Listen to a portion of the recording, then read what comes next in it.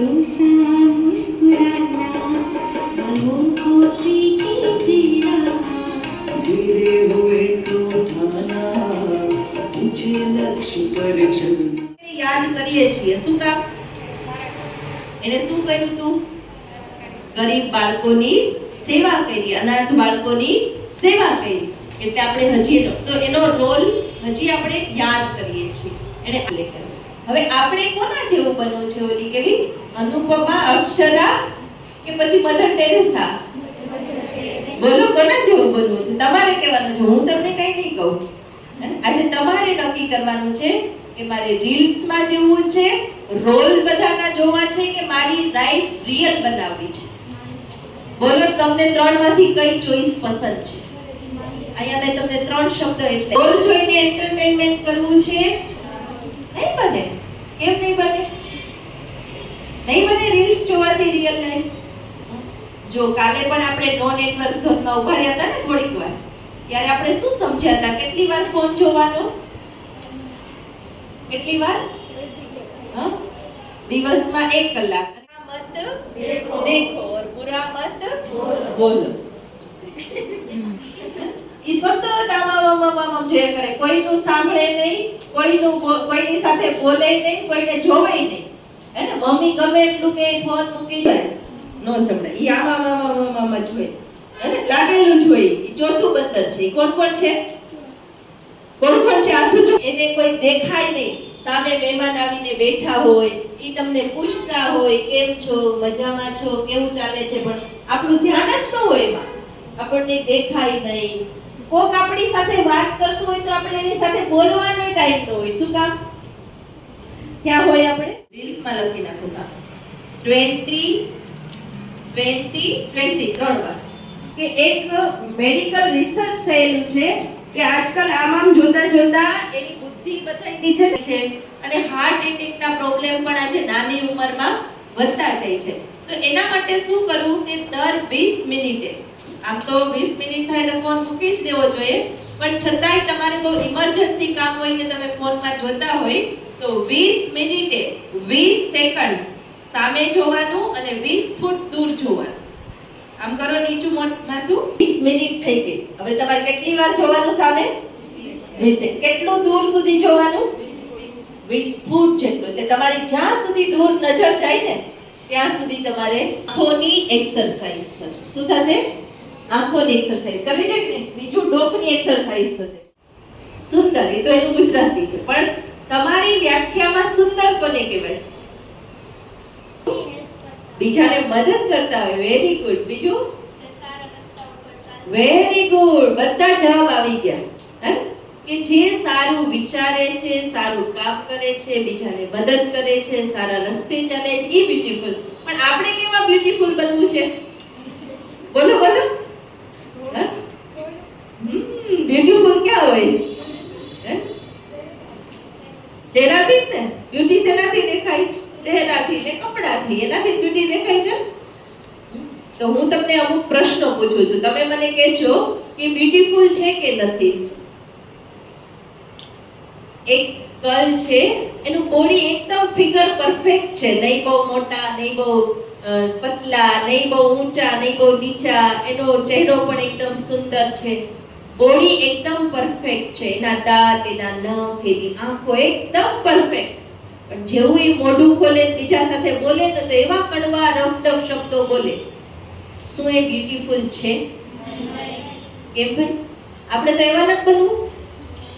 આપણે એવા બ્યુટીફુલ નથી બનવું. સુંદર નથી. બીજું, એક કન્યા છે, એના નખ બહુ લાંબા લાંબા છે, નેલ આર્ટ પણ બહુ સરસ સરસ કરે છે, પણ મમ્મીને બેનને મદદ ન કરે તો? મમ્મી ગમે એટલી રાડો પાડે, બેન ગમે એટલું કે, પણ એને મદદ ન કરે તો એ બ્યુટીફુલ કહેવાય? ન કહેવાય. નખ તો બહુ સરસ છે, નખ નેલ આર્ટ બહુ મસ્ત કરે, બ્યુટીફુલ ન કહેવાય? ગણાય છે, એક નહીં, એવા તો ઘણા બધા છે. તો બ્યુટીફુલ કહેવાય કે ન કહેવાય? બોલો. પ્રશ્ન કે એક છોકરી ભણવામાં બહુ હોશિયાર છે, બહુ ટેલેન્ટેડ. એના ક્લાસમાં બીજી એક છોકરી બીમાર પડી ગઈ અને 15 દિવસ સુધી સ્કૂલે ન આવી શકી. હવે એને હેલ્પની જરૂર છે, પણ આ જે હોશિયાર છે ને એને હેલ્પ નથી કરતી. શું એ હોશિયાર કહેવાય? શું કામ? આપ બીજાને પણ મળવો જોઈએ, આપણે બીજાને હેલ્પ કરવી જોઈએ. બીજું કે એક કન્યા હાથે પગે વેક્સ એકદમ ક્લીન હોય બધું, પણ મનમાં છે ને બધા માટે ઈર્ષ્યા હોય, નફરત હોય, બદલાની ભાવના હોય, એ બ્યુટીફુલ કહેવાય? કહેવાય? આપણે કેવી બ્યુટી બનાવી છે? હવે આ બધા તો બ્યુટીફુલ નથી, તો આપણે કેવા બ્યુટીફુલ થવું છે? બોલો. સરસ. બીજું એક હું તમને સ્ટોરી સંભળાવું.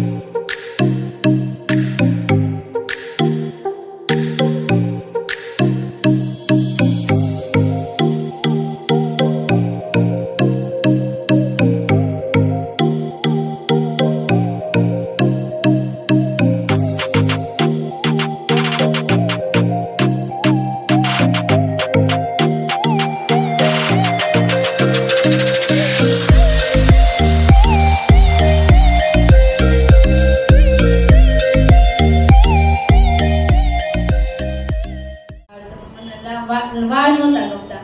પછી નેલ પેન્ટ કરવાનો બહુ શોખ હતો, એ બધું બહુ મને ગમતું. તો પછી વાળ તો બહુ લાંબા હતા, તો દીદીને મારી મમ્મીને બધા મને એવું કહેતા કે પછી વાળ ન કપાવતી. પણ મને ખરેખર એક દિવસ શું થયું, તો શોર્ટ હેરનો બહુ શોખ થયો. તો મેં મારી મમ્મીને કીધું, મારી મમ્મી પાર્લરનું કરે છે. મમ્મીને કીધું, મમ્મી તમારે વાળ કાપી દો ને. તો મને કે નહીં, કે પેલા કિંજલ દીદીને પૂછીએ, એ હા પાડે ને તો હું વાળ કાપી દઉં. મેં કીધું ત્યાં તો હું ન જાઉં પૂછવા, અને તમે કાપી દો છો નહીં? તો કે નહીં, વાળ તો આજે નહીં કાપી દઉં, કાલે નહીં કાપી દઉં. તો પછી અહીંયા અમરેલીમાં જ મારા માસી પાર્લર ચલાવે છે, તો માસીને ફોન કરો, માસી તમારે વાળ કાપી દેશો? તો કે નહીં, હું નહીં કાપી દઉં. ઓવડા મોટા સારા વાળ અને વાળ થોડી કપાય? તો મેં કીધું ના, પાછળ મારથી નથી ચડતા વાળ. મને કે નહીં, તોય વાળ તો રાખ જ. મેં કીધું ના, મારે નથી રાખવા. પછી એની છોકરીને આવડે છે, તો મેં કીધું હાલ ને બેન, તું મને વાળ કાપી દે ને? તો મને કે હા હાલી, કે હું તને કાપી દઉં. એને મને વાળ કાપી દીધા. પછી ઘરે આવી, મમ્મી ખીજાણા. તો મમ્મી કહે કે કાંઈ વાંધો નહીં, આજે તું ખબર છે, કાલે હું કિંજલ દીદીને ફોન કરીશ કે દીદી બેન વાળ કાપી આવ્યા છે. તો મેં કીધું ના ના મમ્મી એવું કરો, પણ કપાઈ ગયા, તો કપાઈ ગયા, એમાં તો શું કરશું. તો પછી બહુ બધો ટાઈમ થઈ ગયો, હું સેન્ટરે ન આવી. પછી મારી મમ્મી એક દિવસ કિંજલ દીદીને કીધું, દીદી બેનને બોલાવો તો ખરી, કે સેન્ટરે નથી આવતા. તો દીદીનો ફોન આવ્યો, ખુશી સેન્ટરે તો આવજે, કે શું થયું છે? કે દીદી કાંઈ નથી થયું.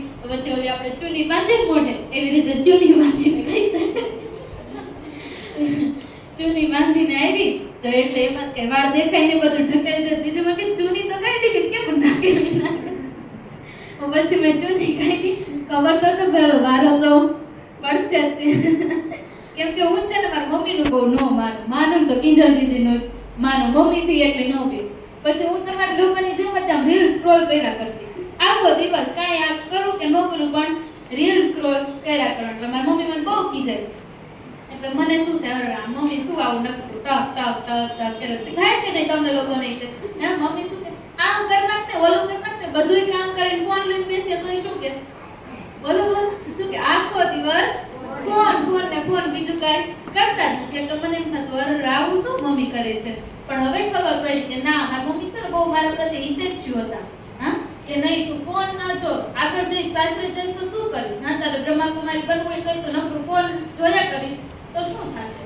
હા કાંઈ જ્ઞાન કંઈ આવડશે નહીં. સાસરે જાય તો શું કરવું પડે, શું કરવું પડે, બધું કામ કરવું પડે. આપણે ફોન જોઈ જોઈને એકલા રહેતા શીખી ગયા હોય તો અમે સાસરે જાય ત્યાં છે ને એકલા થઈ જાય તો એકલા થઈ જાય બધું કામ આપણી ઉપર આવે. ઘરે જ કામ ન કર્યું હોય તો સાસરે જઈને શું કરી શકશું બોલો. હા હવે હું અહીંયા આવી તો પહેલા તો પ્રશ્ન આવ્યો ઉઠવાનો.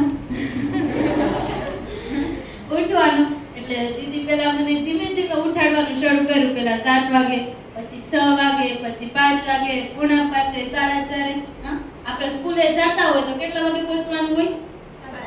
7:30 પહોંચવાનું. ને સંકુલ વાળાને 6:30 પહોંચી જવાનું. તો હું સંકુલમાં જ ભણતી તો હવે 6:30 પહોંચવાનું એટલે 6 વાગે ઘરેથી નીકળી જવાનું અને પછી કેમ્પસમાં બેસવાનું. અને એ અમારો નિયમ હતો. એટલે ઉઠવાનું 4:30.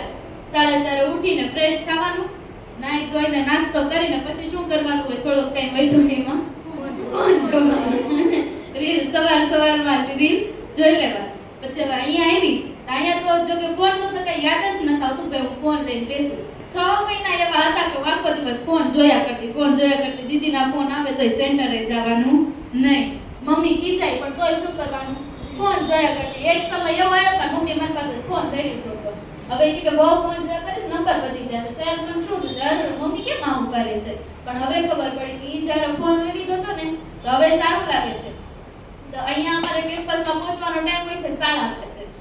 એટલા વાગે આ સેક્શન આ કેમ્પસમાં પહોંચવાનો ટાઈમ હોય છે 5:30 અને મારા સ્કૂલનો ટાઈમ છે 6 થી 7. 6 થી 7 નો સ્કૂલનો ટાઈમ છે. એટલે 5:30 પહોંચવાનું. પછી શું કરવાનું, શું કરો તમે લોકો સ્કૂલે જઈને પ્રેયર કરો ને એમ અમારે અહીંયા મેડિટેશન કરવાનું હોય. 5:30 થી 6 મેડિટેશન કરીએ ને 6 થી 7 અમારી સ્કૂલ શરૂ હોય, એક ક્લાસ ચાલે. એટલે ઉઠવાનું 4:45. ક્યારે ગુરુવાર ને હોય ત્યારે દીદી 4:30 ઉઠાડે, બાકી 4:45 ઉઠવાનું. પણ જો હું અહીંયા રહું છું તો મારામાં બહુ બધી શું કહેવાય ટેલેન્ટ મીન કે જે ક્રિએટિવિટી હતી ને બધી બહાર આવી. જેમ કે દીદી મને નવું નવું કંઈક શીખવાડે છે. આપણો ટાઈમ ફોનમાં જ હતો, કઈ ક્રિએટિવિટી કરતા નહીં. હા અને જેમ અહીંયા આવી એમ ડાન્સ કરવાની સ્કિલ બહાર આવી. પછી આવી રીતે સ્પીચ બોલવાની સ્કિલ બહાર આવી. પછી અત્યારે હું જે વિડીયો ઉતારું છું મને ક્યારેય નહોતો આવડતો વિડીયો ઉતારતા. હા પણ દીદી કે નહીં ટ્રાય કર. તો જેમ ટ્રાય કરતી જાવ એવી રીતે સારો વિડીયો ઉતારતા આવડી જાય છે. હા પછી મુરલી ક્લાસ સંભળાવું છું. આવું નવું એક્ટિવિટી ભોજન બનાવું છું. બાકી ભોજનમાં તો કઈ ઇન્ટરેસ્ટ જ નતો. મમ્મી મારી ભોજન બનાવતા શીખવાડતા. પણ ત્યારે શું થતું આ મમ્મી કેવા છે સૌ, પણ હવે ખબર પડી કે મમ્મી જે હતા એ સારા હતા. તો આવો મારો અનુભવ છે અહીંયા.